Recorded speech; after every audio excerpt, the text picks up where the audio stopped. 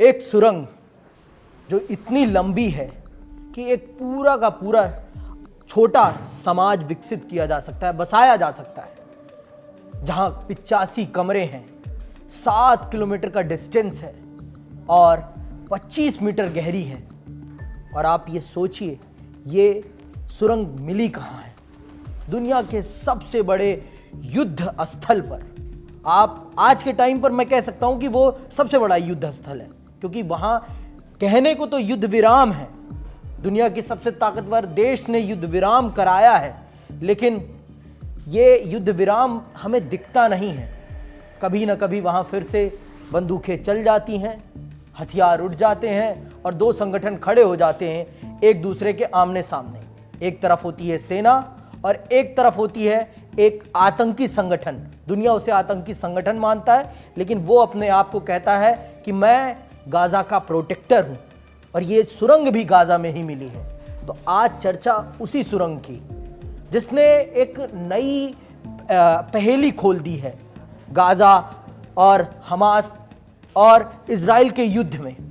Gaza जगह है, Hamas लड़ाका है, और इजराइल आप सब जानते हैं एक देश है जो अपने आप को कहता है कि गाजा हमारी ज़मीन है, हम उसको अपने नियंत्रण में लेना चाहते हैं, और ये जो हमास के लड़ाके हैं ये आतंकी गुट। तो आइए आज इस पर ही चर्चा करेंगे और समझेंगे कि इस सुरंग का क्या महत्व है हमास के लिए, गाजा के लिए, और इजराइल का इस पे क्या दृष्टिकोण है, और दुनिया के लिए इस सुरंग का मिलना क्या मतलब रखता है। सर, मैं आपसे जानना चाहूँगा कि ये जो सुरंग निकली है, इस सुरंग के मायने क्या हैं युद्ध में?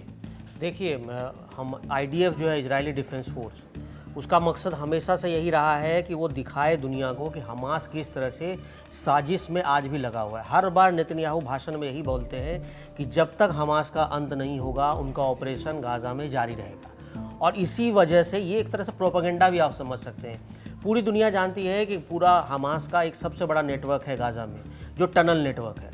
करीबन 1200 से 1300 टनल माने जाते हैं कि उन्होंने बना रखे हैं, जिसमें 500 टनल नष्ट कर दिया गया है। मतलब समझिए, अभी भी 800 से ज़्यादा टनल ऐसे हैं जो एक्टिव भी हो सकते हैं और नॉन एक्टिव भी हो सकते हैं, लेकिन वो टनल हैं। दूसरी तरफ हमास का ये कहना है कि हमने टनल अपनी सुरक्षा के लिए बनाया है ताकि हम अच्छे से कंट्रोल कर सकें। जो इजराइल है उसका कहना है कि गाजा, हमास जो है इसी टनल से आज भी ऑपरेट कर रहा है, इसलिए हम चाहते हैं ये टनल ख़त्म हो जाए। लेकिन ये टनल समझिए, करीबन आप उम्मीद नहीं करेंगे 500 किलोमीटर लंबी टनल है पूरे गाजा के एरिया में।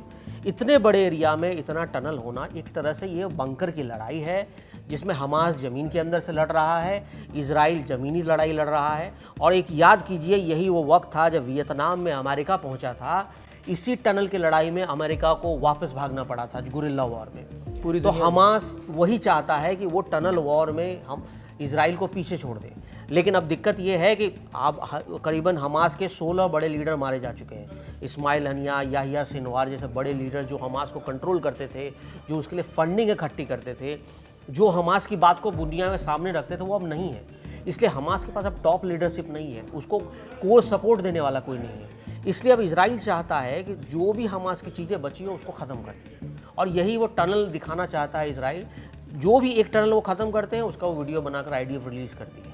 तो ये एक तरह से कहें कि ये टनल वार है, लेकिन ये वो टनल है जो आप समझिए कि अब खाली हो चुके हैं, अब हमास के लड़ाके यहाँ नहीं हैं। तो ये आप मान सकते हैं कि इन टनलों को दिखाकर इजराइल ये दिखाना चाहता है, पूरी दुनिया को ये दिखाना चाहता है कि ये सच में जो हमास है ये आतंकी संगठन है, और ये छुपकर वार करता है, और ये मानवता की आड़ में एक तरह से आप दुनिया को ये भी प्रदर्शित करना चाहता है इजराइल की ये मानवता की आड़ लेकर हम पर भी उसी प्रकार से आतंकी घात लगाए बैठे हैं जैसे दुनिया के अन्य देशों में आतंकवादी संगठन करते हैं। ये बिल्कुल वैसा ही है, आप सही कह रहे हैं। हम इजराइल का मकसद ही यही है कि हमास को ख़त्म कर देना। देखिए, आतंकी संगठन सिर्फ 10 या 20 लोगों से नहीं बनता, वो एक सोच है जो हमास, जो गाजा में बैठी हुई है। आपको उस सोच को ख़त्म करना है। आप वहाँ से लोगों को भगा देंगे, वो सोच ख़त्म नहीं होगी। वो आतंकी संगठन गाजा पट्टी से वेस्ट बैंक जाएंगे, वो वहाँ डेवलप होंगे। अब वेस्ट बैंक इलाका में ऐसे आते हैं, वहाँ पे पीए का चल रहा है, महमूद अब्बास जी का, जो ओस्लो शांति वार्ता के जनक हैं। और लेकिन वहाँ पे अब आप गाजा पट्टी से आगे निकलेंगे, हमास वहाँ अपना रास्ता, अपना पाँव फैलाना चाहता है। इजराइल का मकसद ये है कि वो बिल्कुल अलग ऑपरेशन चलाना चाहिए। वो चाहता है कि पूरा हमास को वाइप आउट कर दो, और पूरा गाज़ा पट्टी को आप वाइप आउट कर दो, जो संभव नहीं है। गाज़ा पट्टी में लोग रहते हैं, बच्चे रहते हैं, फैमिली रहती है। हाँ, ये पूरी दुनिया इस बात को भी जानती है कि हमास को उनका समर्थन है और हमास के लोगों को वो शील्ड बनते हैं हमास के आतंकियों के लिए, क्योंकि हमास ने कहा है, क्योंकि हमास का वहाँ कंट्रोल है। गाज़ा पट्टी चारों तरफ से इजराइल से घिरी है, लेकिन अंदर कंट्रोल किसका है? अंडर कंट्रोल हमास का है। और वो ऑफिशियली वहाँ के नहीं माने जाते, लेकिन पॉलिटिकल संगठन हमास ने अपने आप को विकसित कर दिया है। तो एक तरह से कहें कि हमास को मिटा पाना उतना आसान नहीं है। इजराइल को हर हाल में ग्राउंड में रह के शांति वार्ता की ही बात करनी पड़ेगी। आप चाहेंगे हमास को मिटा दे, किसको आप मिटाएंगे? अगर टॉप लीडरशिप उनके आतंकी को आप मिटा देंगे, कल को कोई उसकी दूसरी लीडरशिप में आ जाएगा, आप उसको कैसे मिटाएंगे? जो हथियार नहीं उठाता उसको कैसे मिटाएंगे? आप सिर्फ ये बोल सकते हैं कि हमास जैसे अल शिफा हॉस्पिटल उसका इस्तेमाल हथियार रखने में करता था, वो शील्ड बना देते हैं बच्चों को, ये कहने की बात है, आप इसको प्रूव नहीं कर पाएंगे कभी भी बैटल ग्राउंड में। तो इसलिए इजराइल के लिए ये थोड़ा मुश्किल रास्ता है। हाँ, वो एक तरह से प्रोपेगेंडा फैला सकता है, लेकिन आप अंततः आपको बात करनी पड़ेगी और हमास को दुनिया के सामने प्रोपेगेंडा के जरिए ही आप साबित कर पाएंगे कि आतंकी संगठन है, तभी उसे अलग किया जा सकता है।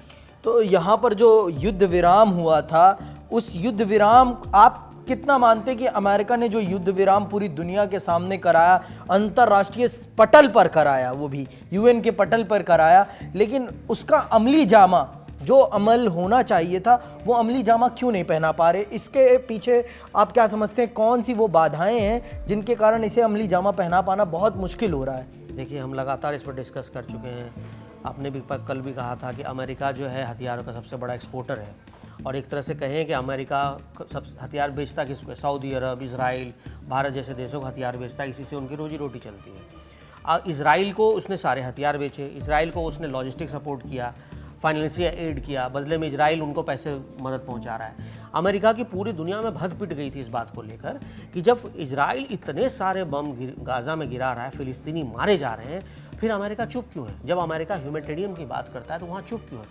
मजबूरन अमेरिका को भी आगे आकर ड्राफ्ट बनाना पड़ा और इजराइल नेतन्याहू को समझाना पड़ा, सिर्फ दुनिया को दिखाने के लिए। अब देखिए, त्रासदी ऐसी 9 से 10 सालों में, आपको ही पता है, सबको पता है, 60,000 से ज़्यादा लोग मारे जा चुके एक जगह में। मतलब 60,000 छोटी मोटी आबादी नहीं होती। बच्चे भूखे हैं, जो मानवीय ट्रक है उसको इजराइल ने रोक दिया, कहा कि इसमें आतंकी बैठ कर आते हैं। आप अगर वहाँ एड नहीं होने देंगे, बच्चे भूखे मर रहे हैं, मतलब माल न्यूट्रिशन से मौत हो रही है। यूएन इस बात को दुनिया में बता रहा है। इसी कारण से मजबूर होकर अमेरिका को एक तरह से कहें कि थोड़ा सा बैकफुट पर जाना पड़ा और इजराइल को बताना पड़ा कि भाई तुम भी थोड़ा बमबारी कम करो और थोड़ा सा शांति समझौते की बात करो, क्योंकि अमेरिका को भी मालूम है कि इसका कोई हल नहीं निकलने वाला। इसलिए अमेरिका चाहता है कि किसी तरह दोनों के बीच में पीस एग्रीमेंट चले, जो इतना लंबा खींच सकता है वो खींचे। इसका फ़ायदा अमेरिका को भी होगा। अमेरिका अपने आप को दुनिया में लीडरशिप में साबित करेगा।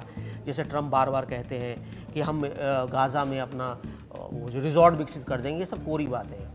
एक युद्ध वाले क्षेत्र में कभी अमेरिका घुसकर आप क्या उम्मीद रखते हैं कि जाके ट्रम्प अपना टावर बना लेगा गाज़ा में? कभी नहीं बना सकता टावर। पहले आपको एड बनाना पड़ेगा, लोगों का रोजगार करना पड़ेगा, तभी ये सब पॉसिबल है, नहीं तो ये सब कोरी बातें हैं। तो ये देखने वाली बात होगी कि ये गाज़ा में जो मिल रही हैं टनल्स, गुफाएं, इन गुफाओं का क्या अंत होगा?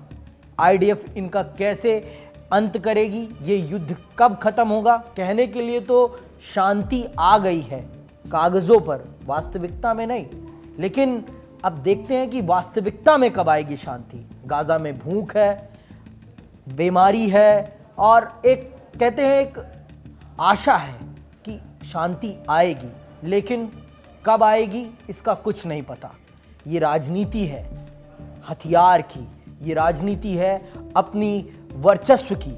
एक तरफ अमेरिका है, एक तरफ इजराइल है, और एक तरफ इस्लामी राष्ट्र हैं जो गाज़ा को हर तरीके से सहयोग तो करते हैं, लेकिन सामने से नहीं, पीछे से।